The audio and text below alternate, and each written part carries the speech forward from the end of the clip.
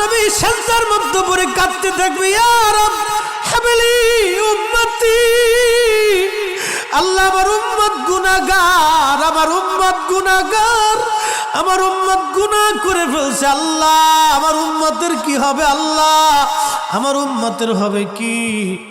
আল্লাহ পাক ডাক দিয়ে বলবেন, হাবিব আপনি আর সেজদায় পড়ে থাকবেন না, মাথা উঠান। আপনি কাঁদেন কেন? মেহেশর তো আপনার কান্নার জন্য না নবী, উঠেন, আপনি মাথা উঠান। আপনার জন্য আরশে মুআল্লার ডানে একটা কুরসি পেতে রাখছি, একটা চেয়ার পেতে রাখছি, একটা আসন রাখছি। আপনি নবী সেই আসনে বসবেন। আপনি মাথা উঠান, আপনি আমার হাবিব, আপনি আমার বন্ধু, আপনি আর কাঁদবেন না। হুজুর আপনি মাথা উঠান। আল্লাহর নবী তখন বলবে, ইয়া রব হাবলি উম্মতি, আল্লাহ আমার উম্মত গুনাহ করছে। আল্লাহ ডাক দিবে, হাবিব আপনি মাথা উঠান। আপনি সর্বপ্রথম হামদের পতাকা উড়াবেন, আপনি সুপারিশের পতাকা উড়াবেন, আপনি যাকে খুশি তাকে নিয়ে জান্নাতে চলে যান।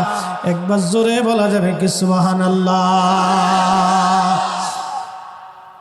নবী আমার ডেকে বললেন, আয়েশা রে, মানুষের জীবনের কঠিন সময় যখন তার মৃত্যুর সময় এসে যায়, কঠিন মৃত্যুর দূত আসে, যখন গুনাহগার ব্যক্তি, যখন নাফরমান ব্যক্তির কাছে মৃত্যুর দূত আজরাইল আলাইহিস সালাম আসে, বিকট চেহারা নিয়ে আসে, দুর্গন্ধময় পোশাকগুলি নিয়ে আসে, দুর্গন্ধময় পোশাকগুলি নিয়ে আসে, বান্দাকে ধরতে আসে।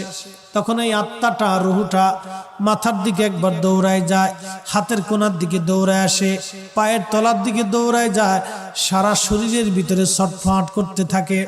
তখন এই মৃত্যুর যন্ত্রণা বাড়তে থাকে, এত কঠিন যন্ত্রণা তার হয়।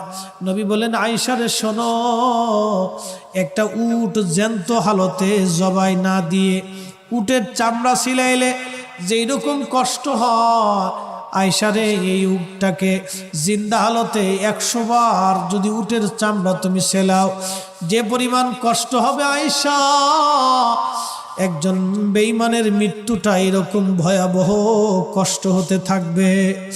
আয়েশা রে তুমি কি জানো ইমানদারের মরণটা কেমন হবে?